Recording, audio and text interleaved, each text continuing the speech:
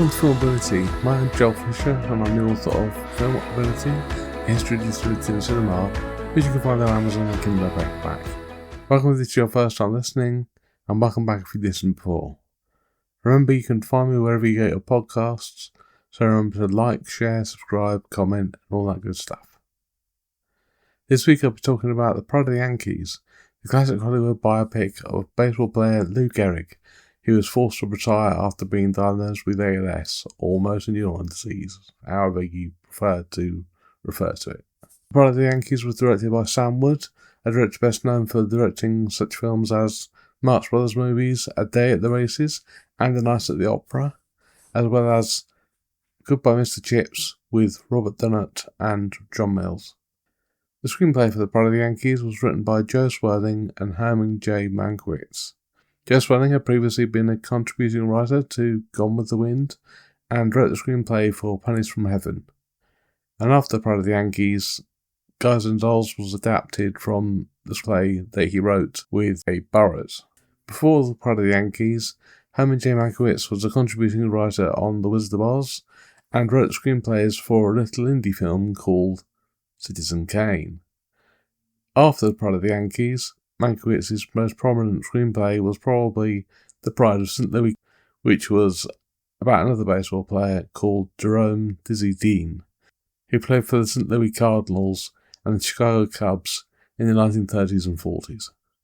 As usual, I would suggest that you watch The Pride of the Yankees before continuing with the podcast, because I will be spoiling everything. You can find it on Amazon Prime for free in the UK, and you can also buy it or rent it there in digital or physical form. So without further ado, let's get on with the film.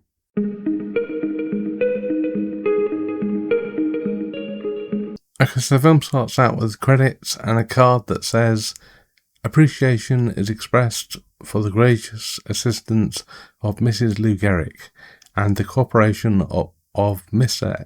Ed Barrow and the New York Yankees arranged by Christy Walsh." The next card says, "This is the story of a hero of the peaceful paths of everyday life. It is the story of a gentle young man in the full flower of his great fame. What a lesson in simplicity and modesty to the youth of America. He faced death with the same valour and fortitude that had been displayed by thousands of young Americans on far-flung fields of battle. He left behind him a memory of courage and devotion that will ever be the inspiration to all men. This is the story of Lou Gehrig, and it's signed by Damon Runyon, who was a writer who was best known about writing stories about New York." The film opens with the boy going through traffic, which are mainly horses and carts, because this is the early 1910s.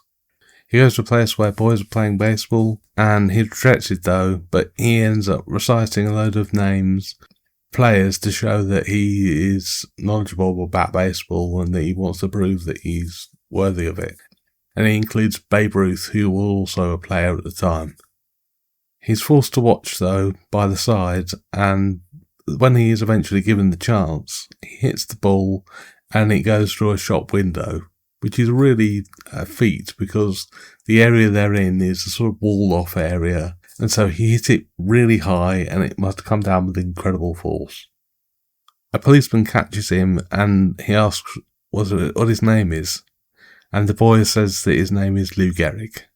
So I thought I'd take the opportunity to talk about the young Lou Gehrig and how he became to be and how his family life was. Henry Lou Gehrig was born on June 18th, 1903. His mother, Anna, was a German immigrant who arrived in the US in 1899, only to have met and married Lou's father, Heinrich, by 1900. Heinrich was a sheet metal worker, but his alcoholism and epilepsy often left him out of work, with Anna, who worked as a maid, having to be the breadwinner. Lou was close to his mother, helping her with folding laundry and picking up supplies from local stores. He also spoke German until he was 5, when he learned English.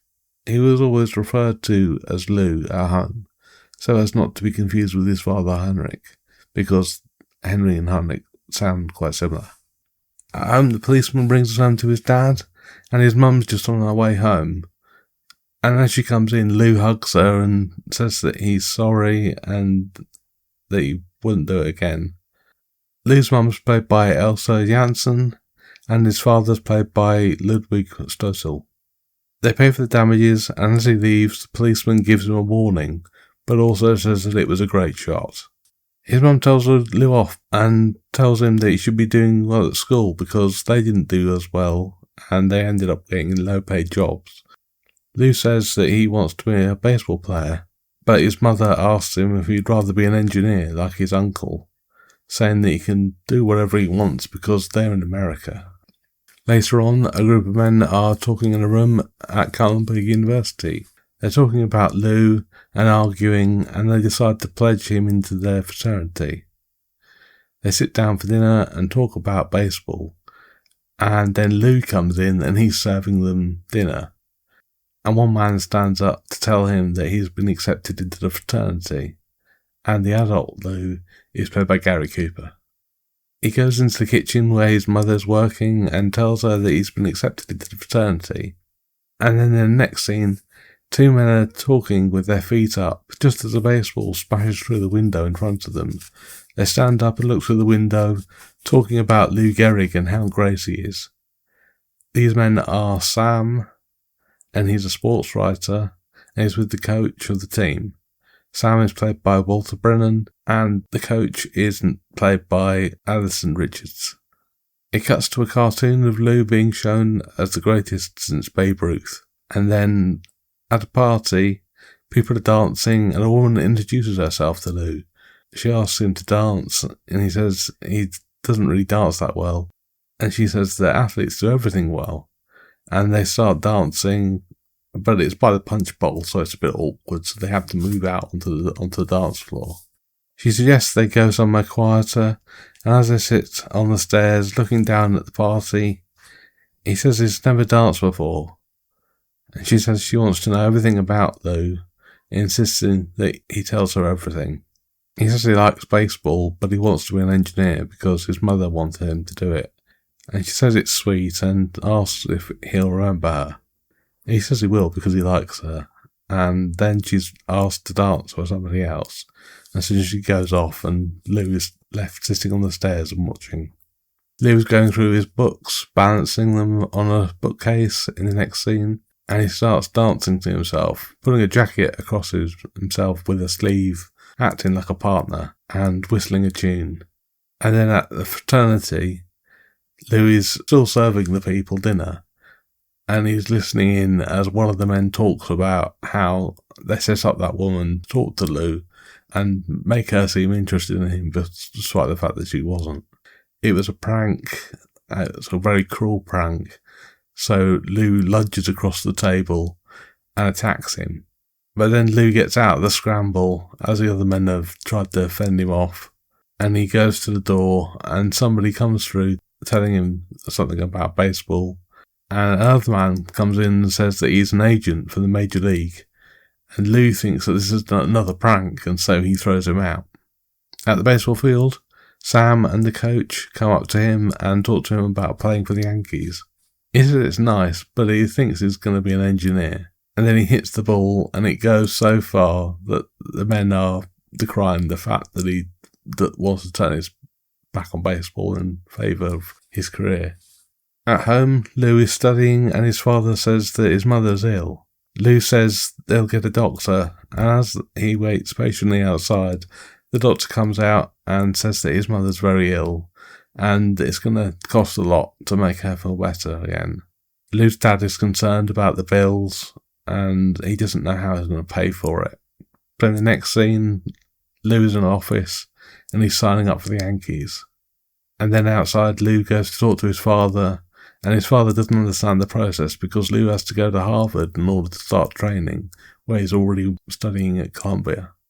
Lou's mum is wheeled out in a wheelchair, and she looks much better. And Lou decides to tell his mother that he's going to Harvard because he's playing with the Yankees, but she misunderstands and assumes that it's because he wants to be an engineer, and he just hasn't got the heart to tell her, or he might be a bit afraid of her. At a train station, Lou's dad is worried about what's going to happen to him when his mother finds out. asking how he will explain the money that Louis is going to be sending them. And Lou says just tell her that he's got a job. Out in the baseball field, a montage is playing of Lou training and sending letters home mixed in with headlines about his baseball career. And at home, a neighbour comes to see Lou's mum and tells her about the paper. But Lou's mum says she doesn't read the paper, and the neighbour says that she must be very proud of him. Inside, Lou's father is reading the paper and he shouts excitedly as he sees the headline about Lou. And Lou's mother comes in and she doesn't understand what's going on. And then suddenly a load of neighbours just appear and they start talking, and one of them spills the beans about Lou's baseball career. Lou then comes in and all the neighbours greet him excitedly, but he's nervous because he knows how his mother will react. Later, Lou says he took the baseball position because they needed the money. His mother disappointed though, telling him that he's wasted his life and she feels ashamed. He tells her that he can't live for somebody else and that he tries to comfort her, but she storms out of the room. And through the door, Lou tells her that she should come and see a baseball game, and she says that she won't, and he leaves. However, at the stadium, Lou's mother and father are watching, and Lou's mum is confused, but his father is trying to explain everything. In the locker room, Lou comes in and looks around, and he sees all the names on the lockers, including Babe Ruth, and he sees his own name. He opens his locker and finds his uniform, putting on a baseball cap, and checking himself out in the mirror. And then some of the other players come in, and he's nervously looking at them. At the stadium, lots of people come in, and Lou's mum can't believe that there were so many people that have nothing else better to do. A man then asks them why they're there, and they say that their son is playing, and he's playing for the Yankees. In the locker room, Babe Ruth comes in, and there's a bit of banter, and Lou looks at him admiringly.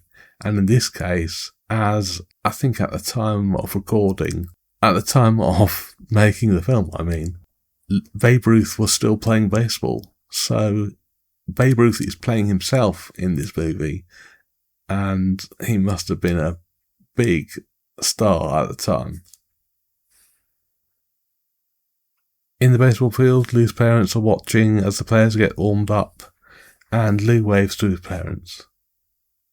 In another part of the stadium, some men are on typewriters, and one of them asks who Lou is, and says that, nobody will remember him in a few weeks.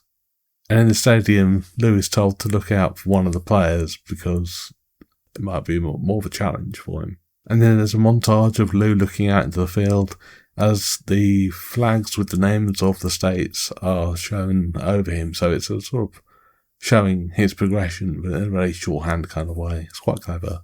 In a baseball field, the player says he's been badly injured and he can't play. So Lou is called out, and in his excitement, he knocks a load of baseball bats over, and his teammates all laugh at him. He goes out to bat and falls over as a woman loudly calls him Tanglefoot, and the crowd start laughing, and it sort of goes around the crowd and it becomes a thing. This woman's name is Eleanor, and she's played by Teresa Wright. Lou goes out and she's hit in the head by a baseball, and he's sort of dazed, he's sort of slightly knocked out, and Sam comes up and says that he should go and see the doctor. But Lou says he's okay and he's been waiting for a chance to get out on the field. In a restaurant later on, the team are all sitting down eating as Eleanor comes in with her father. Lou watches from the kitchen and sits down with the team. And then Eleanor comes over and he goes to sit at another table and she slips over and he calls her Tanglefoot in return for what she called him earlier. Sam is there and introduces them, but Eleanor's a little annoyed because Lou made fun of her. But she sits down and she says that she's surprised that he was on the bench for so long. Her father and Sam then sit down with them. Later on, Lou is on a train and he asks a teammate about women, talking about what Eleanor said to him and what it all means. And the man says that he shouldn't trust a woman who talks like that and rolls over and goes to sleep. So, great help there, mate. A montage then plays of Lou going through various baseball matches. In another train, the team are all talking, smoking and having fun as Babe Ruth arrives. He asks to be dealt into a game of cards, and somebody takes his hat, taking a mouthful to eat as he passes it round, and all the other teammates do the same thing. And they pass it to Lou, who hesitates at first, but this is a sort of initiation for Lou, so they pressure him a bit to do it, because they don't want to do him part of the team, so he takes a bite. And then Babe notices his hat's been taken, so he picks it up, puts it in his head, and it sort of crumbles away. And he wonders what happened to it. And then there are two men who are behind them talking about the team, and they say how great Lou is as a baseball player. At his parents' home, Lou's mum comes in with a package for him, insisting that she opens it. She's surprised that it's a tuxedo, and she says that he's not had a suit like that before. And she hugs Lou, asking if she's still his best girl, and he leaves, telling his father to look after her.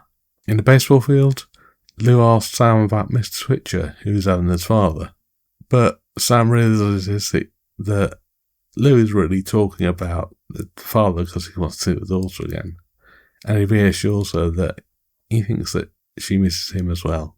Sam then goes into the crowd and finds Eleanor, saying that Lou talks about her a lot, and Lou notices her in the crowd and gets distracted, missing a ball, and she laughs as he gets told off. And then later at a fairground, Lou is with Eleanor, and he's playing a game of, it's a fairground game, but it's basically hitting a ball with a bat, and that's something he's really good at. And the man who's running the stall tells him to go away, giving him a prize, because he's just hogging the game. He's making it look easy, and he's gathering a crowd.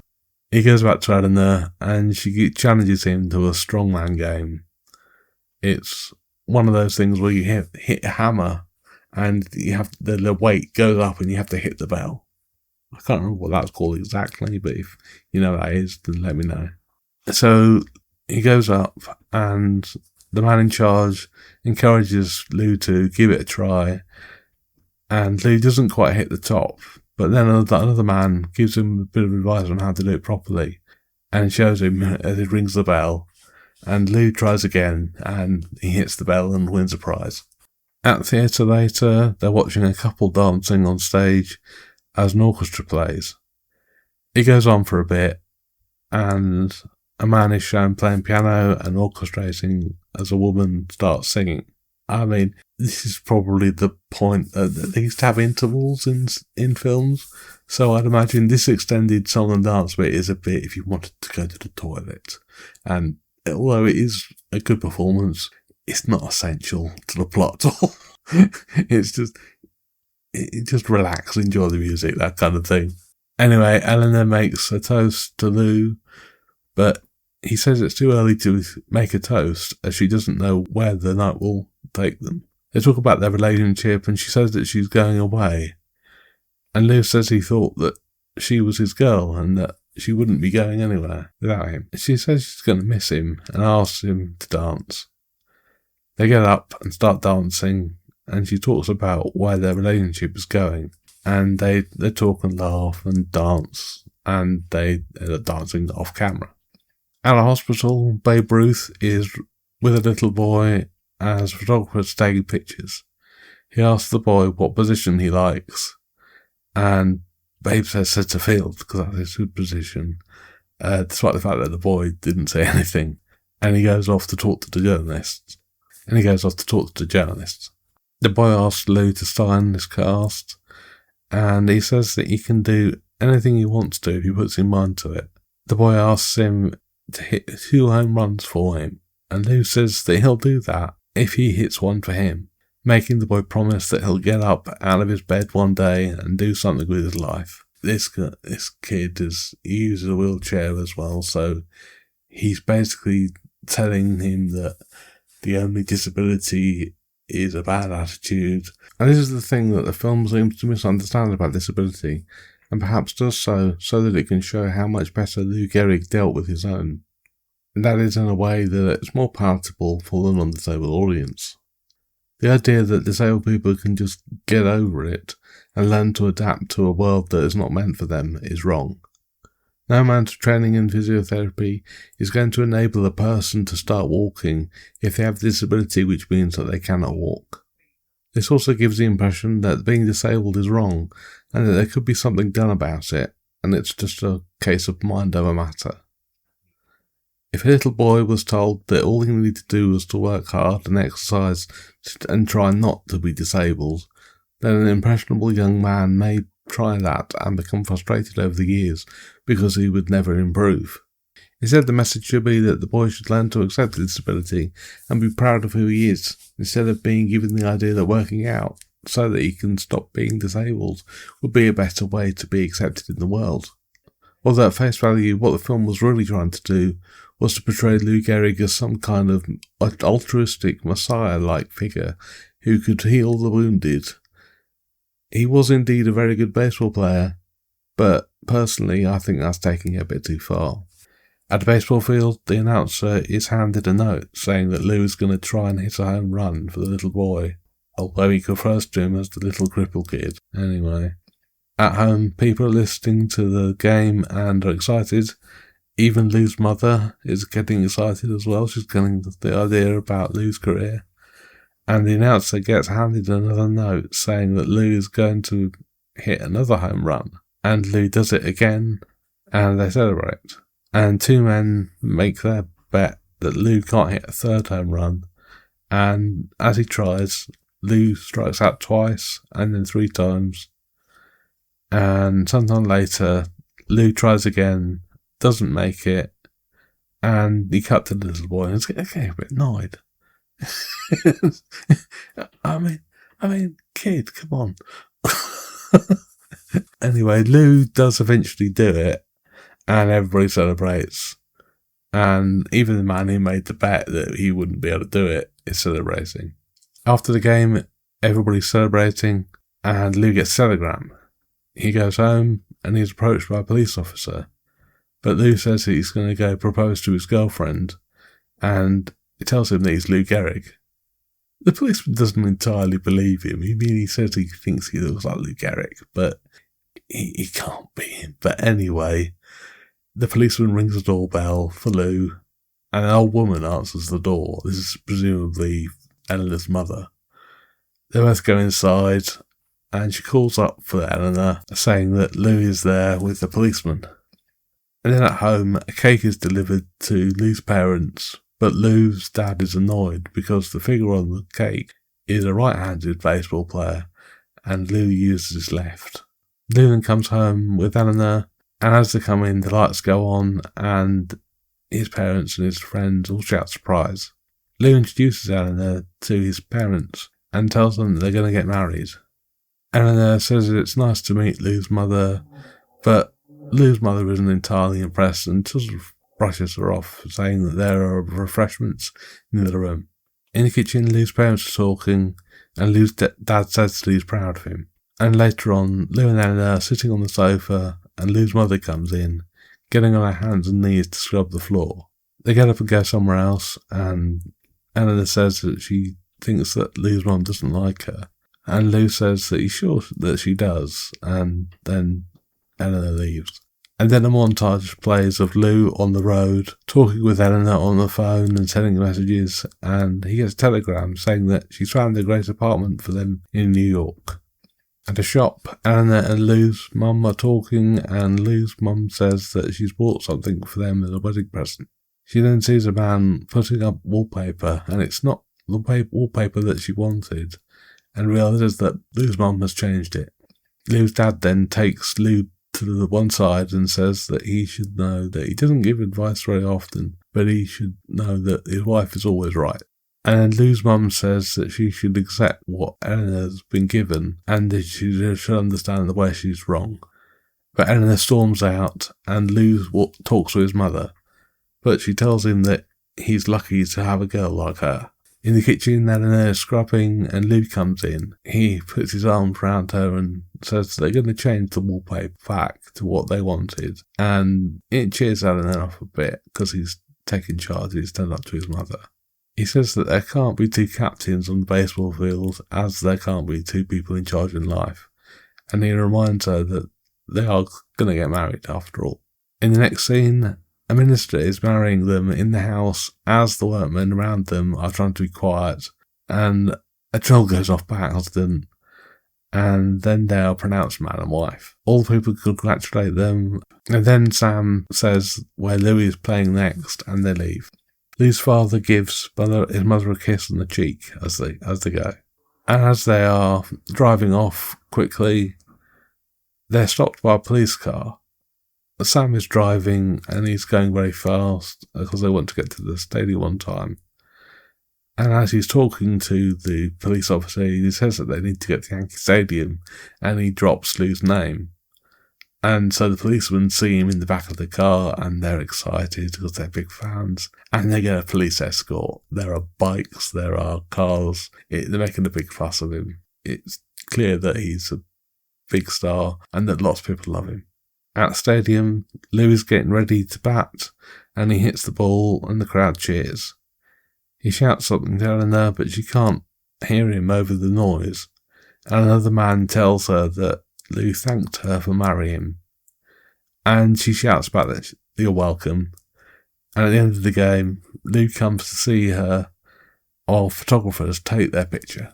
At home, Sam comes to see Eleanor, and he asks where Lou is. And she says that she doesn't know. And Sam says it's probably the first time that he's been late, and she tells him it's the fourth. And implies that she knows exactly where he'll be, and it's implied that he's been cheating on her. So they get in the car, and Eleanor's driving, and Sam is trying to talk her down, trying to say that if she does walk in on Lou with another woman, that it's going to really mess her up, and that if that is the case, then he'll beat him up himself. However, they then drive to a field where Lou is playing baseball with kids, and she laughs because she knew exactly where he was and what he was doing the whole time. It's a good little gag. I mean, if you don't know everything about Lou Gehrig, then there's a moment where you think, are they going to talk about something we don't know about? And then it's just a joke. It's very funny. It's showing that Lou is a good man, but without laying it on a bit too thick. And then a montage plays of the many trophies that Lou has won over his career. And then Eleanor is talking to Lou about how much the season's changing. It's snowing really hard outside, and Lou suggests that they get away. And then Eleanor says, oh, well, yeah, well, we have been seeing a lot of each other. And then she hugs him and says that she really wants to go away with him, and she couldn't bear it if he went without her. And that was never his intention. So then Lou and Eleanor are on holiday, and they're having fun on the beach, sort of wrestling, and then suddenly Sam comes out of nowhere and says that he's got a great news story about Lou, joking that he's beaten his wife. But, it's light-hearted enough, brush over it, it's fine. Eleanor asks why he didn't want him writing about his private life, and Lou says that his life is just for him. I suppose this bit is to sort of tell the audience about what Lou was like as a person, but it feels a bit random to have Sam in this scene anyway.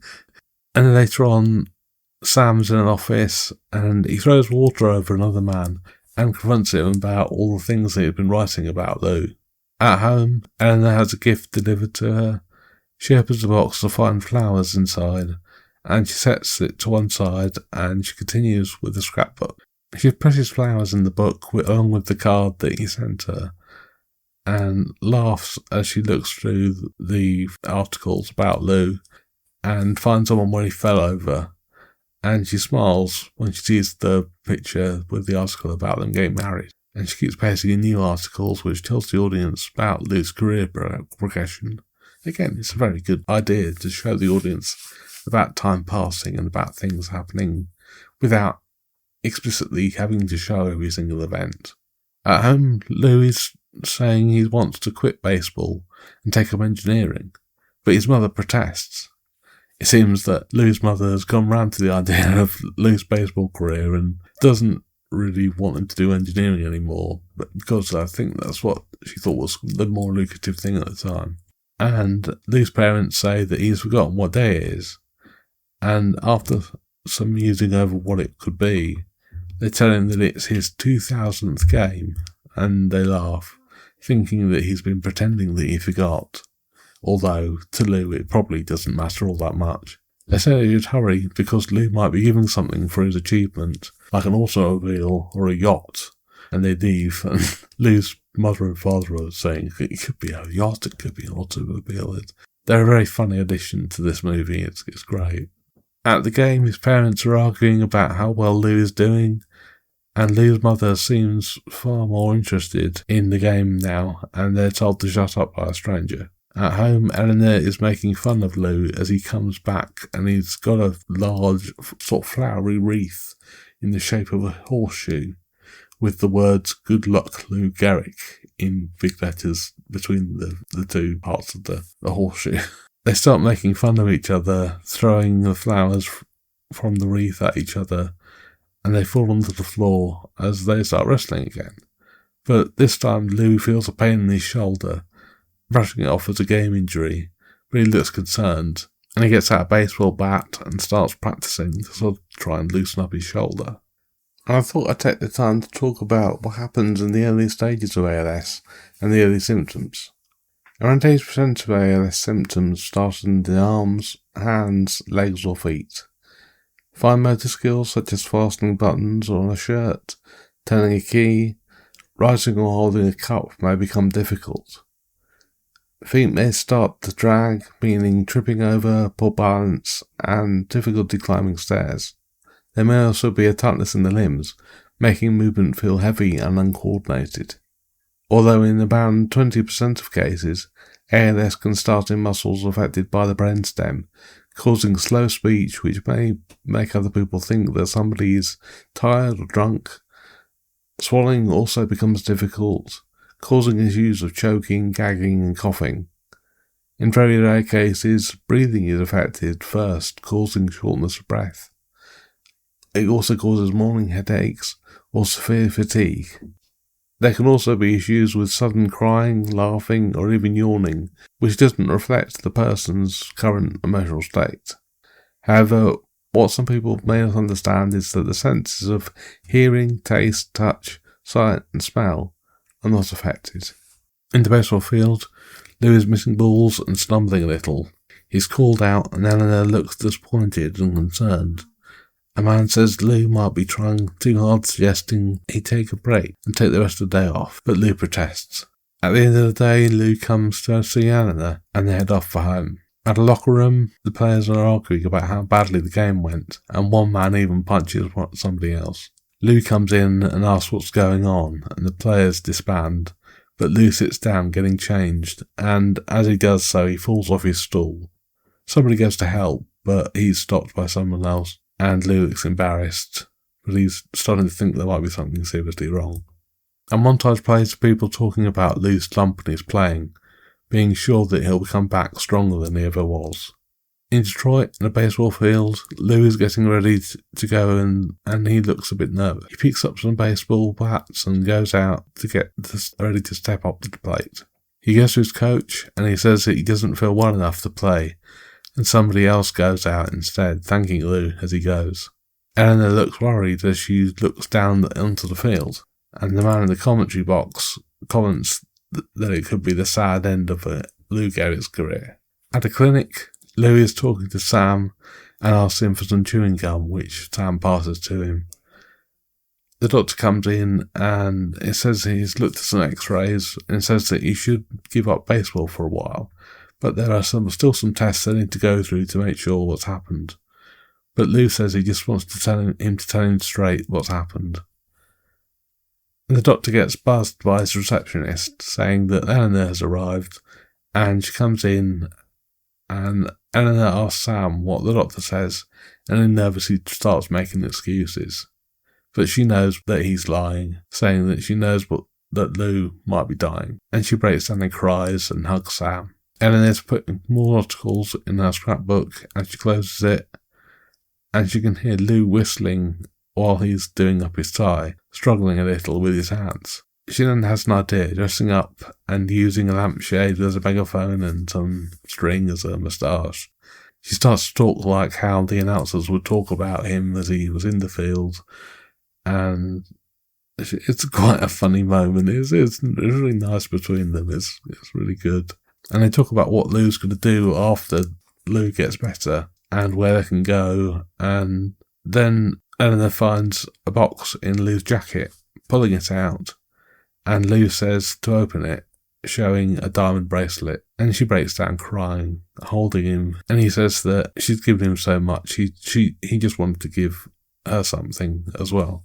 At a train station, Lou and Eleanor arrive, and a young man calls out to Lou, telling him that he was the little boy in the hospital that he did the home runs for, and he says he's tried hard, and he can walk now. And Lou says it's wonderful, asking him if he has a ticket. The young man says he does, but he tears up as he turns away, realising what's happening to Lou. And this is a problem because Lou Gehrig is being shown as a figure that didn't only inspire people to do their best and live their lives, but he could help people overcome their disabilities. This Messiah-like portrayal, as I mentioned earlier, is taking it a bit too far, but also implies that to the audience that disability is unacceptable and can be changed. I'm sure you've heard the phrase before where a disabled person is said to have overcome their disability and changed their life, and I can tell you that that is not a correct statement. No disabled person has overcome the disability if they actually achieve something. Their disability is still there with them, and the only thing that has been overcome is non-disabled people's attitudes. The part that has been overcome is that non-disabled people have seen a disabled person as a person and not judged them by the disability, thinking that they are not capable of something. When a disabled person achieves something, no matter how small, it's because they've been given a chance by somebody who can see what they can do and isn't deterred by something that they cannot. At the game, the announcer is talking about Lou, and him and Eleanor are getting ready to go out. He's wearing his uniform despite not playing that day, and he goes out to a cheering crowd, and Old Lang Syne is playing. A man hands him a plaque which says "Don't Quit" at the top. The mayor of New York even comes out to shake Lou's hand, as the commentator is talking about everything that Lou has done.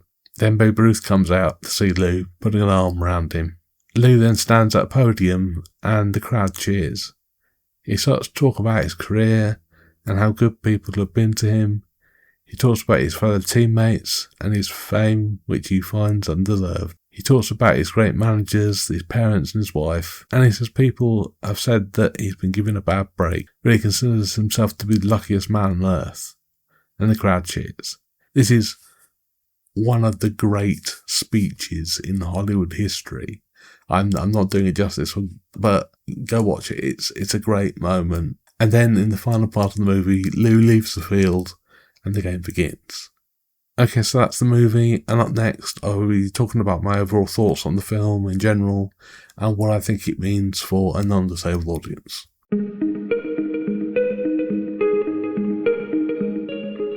The Pride of the Yankees is a classic Hollywood biopic which highly reveres its subject, putting him on a pedestal. Charting his life from when he was a child to his untimely retirement in his mid-30s, The Pride of the Yankees gives us a fleshed-out idea of who Lou Gehrig was as a man and a baseball player.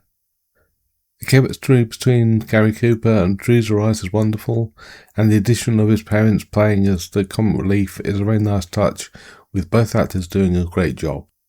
However, the framing of the story is around Lou Gehrig's retirement, and although it's portrayed as a stirring moment of silent dignity, it means that the audience never truly gets an impression of how Lou Gehrig must have felt about his declining health. Instead, it's the noble thing to do to go out into that good night and not look back or shed a tear for his changing circumstances. It also ultimately gives the audience the impression that a diagnosis of ALS is a death sentence and something to be mourned, whereas depictions afterwards have shown that there is life after ALS, and there is more to life than just sitting around and waiting for death. Medical knowledge and care may not have been what it is now, but it only emphasises the cliché that disability is the end of life. And up next, I thought I'd talk about Lou Gehrig and what really made him one of the greatest baseball players of all time.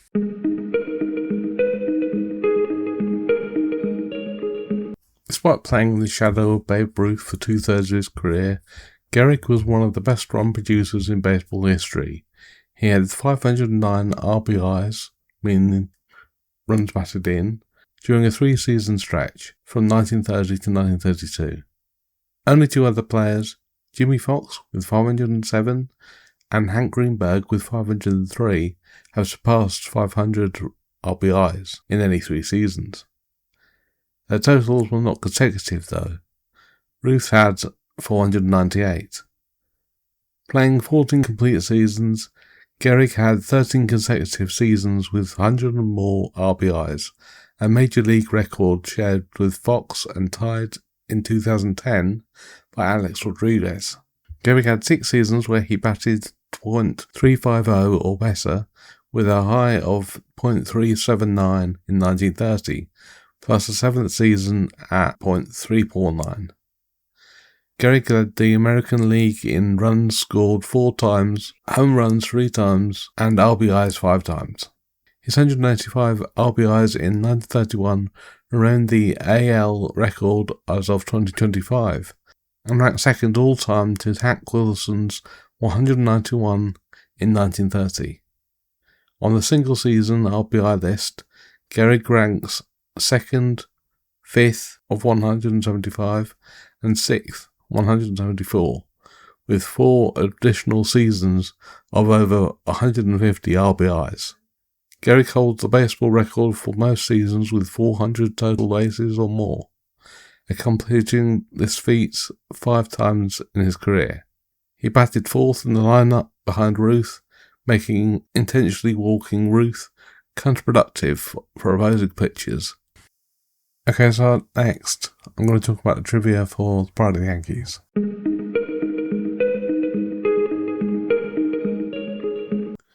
Okay, so among the many accolades that the Pride of the Yankees has gotten over the years, I can say that it was included in the American Film Institute's 1998 list of the 400 movies nominated for the top 100 greatest American movies. It was also ranked number 3 on the American Film Institute's list of the 10 greatest films in the genre of sports in June 2008. And in 2024, it was selected for preservation in the United States National Film Registry by the Library of Congress as being culturally, historically, or aesthetically significant. Lou Gehrig's famous retirement quote, "Today I consider myself the luckiest man on the face of the earth," was spoken on Tuesday, 4th July 1939. It was voted as the number 38 out of 100 movie quotes by the American Film Institute in 2005, and it was released just 17 months after Lou Gehrig's death. When Samuel Goldwyn began looking for someone to play Lou Gehrig in the movie, he quizzed baseball writers. The Sporting News polled the fans, and their pick was Cleveland Indians pitcher Johnny Humphreys because of the strong facial resemblance. Goldwyn considered the candidates, but instead chose seasoned actor Gary Cooper for the role. In reality, Gary Cooper was decidedly not a fan of baseball and required extensive coaching in order to look even passable on a baseball diamond. In fact, he never played the game before, even as a youth, and had never even seen a baseball game in person until he was hired for the film. He agreed to do it as a favour to Samuel Goldwyn. While Spencer Tracy, Eddie Albert, Cary Grant and Brian Donlevy were all considered for the role, Samuel Goldwyn was determined that Cooper took the part. But Samuel Goldwyn was initially reluctant about making the film, as he believed the baseball movies were a box office poison. He was persuaded to do it when he viewed footage of Gehrig's famous farewell speech. Lou Gehrig's famous speech was also not delivered as verbatim in the film. It was restructured slightly for a dramatic emphasis. Babe Ruth, who appeared in the film as himself, missed several days of shooting and filming during the production because of his own illness. And Samuel Goldwyn promised Eleanor Gehrig that the movie would be changed just the way I wanted it if I found anything to criticise in the uncut version. I felt I wanted to know if it was Louis' real-life story and not coloured and over-dramatised. After seeing the movie in a projection room at the Samuel Goldwyn studio, Mrs. Gehrig said, "I saw Goldwyn, who was waiting for me. I told him of my gratitude for the fine treatment and the careful attention to detail. I didn't ask for one solitary deletion or addition. I accepted the picture exactly as it was made. That's how good I think it is." Teresa Wright, who played Lou Gehrig, received her third consecutive Academy Award nomination for only her third film. Her other films were a supporting actress nomination in 1941 for The Little Foxes, and a supporting actress nomination in 1942 for Mrs. Miniver. Sports writer Sam Blake, who played Walter Brennan, was loosely based on Fred Lieb, who was one of Lou Gehrig's closest friends, and that would explain why Sam turns up while Lou is on holiday. While filming the movie, Teresa Wright wore the actual bracelet which Lou gave to Eleanor on their 4th anniversary. Eleanor brought the bracelet to the set to be used in the movie. The bracelet is made up of 7 World Championship emblems, 6 All-Star Game charms, 2 MVP awards, the Sporting News MVP, and 1 representing the film Rawhide. On the back was one more token of Lou's love, and an inscription: "To Eleanor, with all my love, forever, Lou, September 29, 1937. The bracelet is now displayed in the National Baseball Hall of Fame and Museum in Cooperstown, New York. In a June 8, 1942 interview, Eleanor Gehrig told Louisa Parsons that she was thrilled with the performance of Gary Cooper as her husband. After seeing the film, Mrs. Gehrig said, "Gary and Lou have the same expressions. They are the same type of man. Gary studied every picture of Lou's. He had every one of his mannerisms down to a science, and he is so like my husband in the picture that there were times where I felt I couldn't bear it." Multiple published sources have asserted that Gary Cooper, who was right-handed, could not master a convincing left-handed throw or swing like Lou Gehrig. To remedy the problem, the story went he was filmed throwing right-handed while wearing a mirror image uniform, and for batting sequences he would swing from the right side of the plate, then run to the third instead of the first base. Technicians then reversed the print of the film. However, Tom Schieber, a curator of the National Baseball Hall of Fame, has shown that Cooper did indeed learn to bat left-handed, and never wore a backwards Yankee uniform, nor ran to third base after swinging. Film footage was only flipped only once during a brief sequence portraying Gehrig's minor league days at Hartford, in order to make Cooper appear to be throwing left-handed. Scenes requiring Cooper to throw a baseball as a Yankee were filmed using his stand-in, Babe Herman.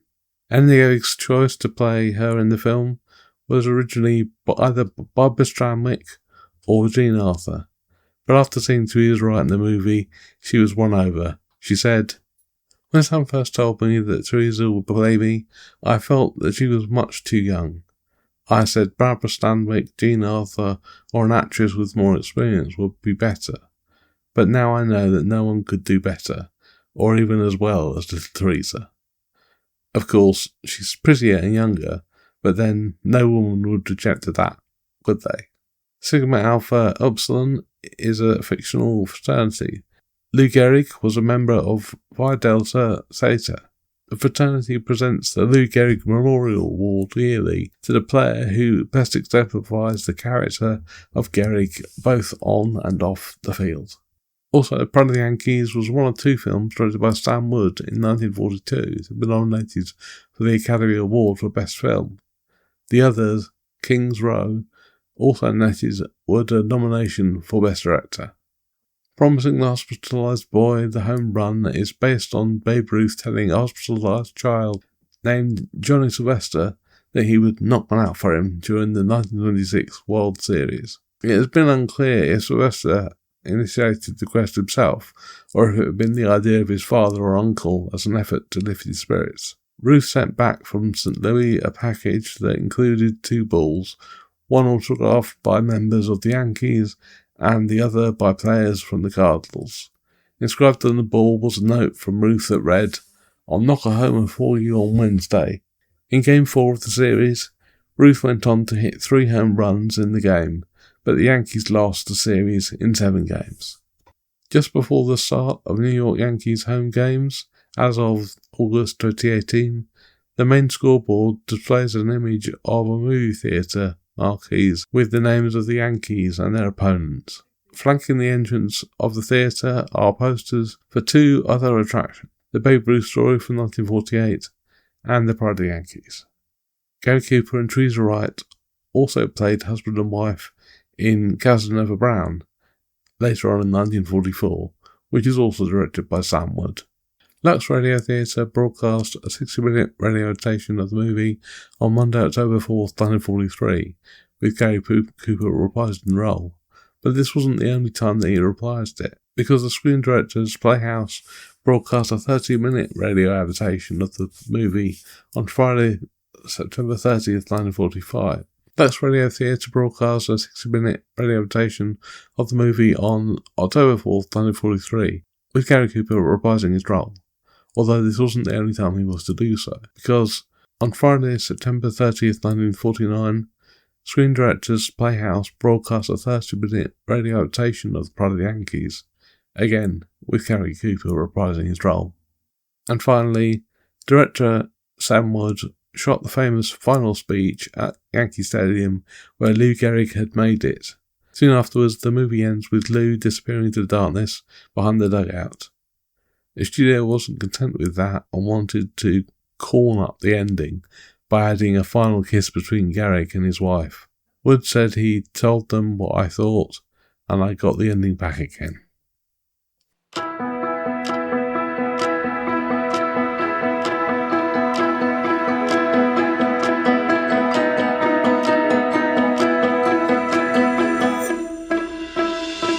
Okay, that's it for this week.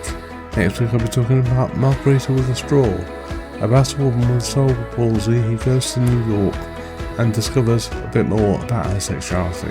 If you'd like to contact me, you can do so via Bluesky at bluesky.com/film-ability. You can also email me at film-ability@outlook.com. And if you'd like to make a contribution to the things that I do here, you can find me at Patreon at patreon.com/film-ability. You can also find my book at Amazon on Kindle and paperback called Filmability, A History of Disability in Cinema. Thanks for listening, and I'll see you next time.